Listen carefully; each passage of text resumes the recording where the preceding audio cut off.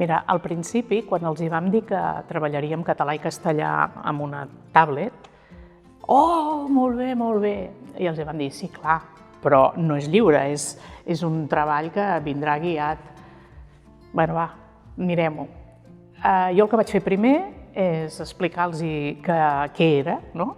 I els hi vaig posar el primer vídeo, ja directament, el primer vídeo que hi ha.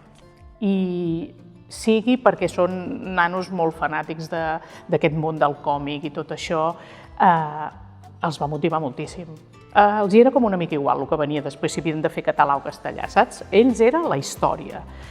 I què passa? I quan els hi poses el vídeo de la sessió que treballarem, quan s'acaba et diu, ens poses el següent? No, va, hem d'acabar això. O sigui, la història arrossega moltíssim. I arran de la història, com tu has dit que heu intentat contextualitzar-ho, i això que surt la teoria i això, hem agafat el costum de mirem el vídeo, mirem la teoria, ells, quan els hi surt, fan un petit resum, o sigui que la tenen per escrit, i després fem les activitats amb la teoria allà, que ara ens ho heu solucionat tenint les píndoles a la vista, no? Però realment els ha engrescat moltíssim la part del còmic, de la història d'ell. Jo penso que si hagués estat d'una altra manera no els engresca tant.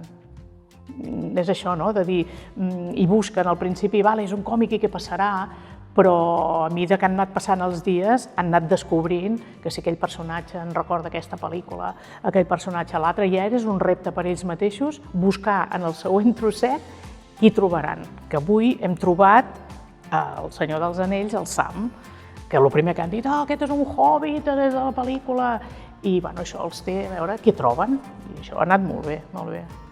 Sí, sí.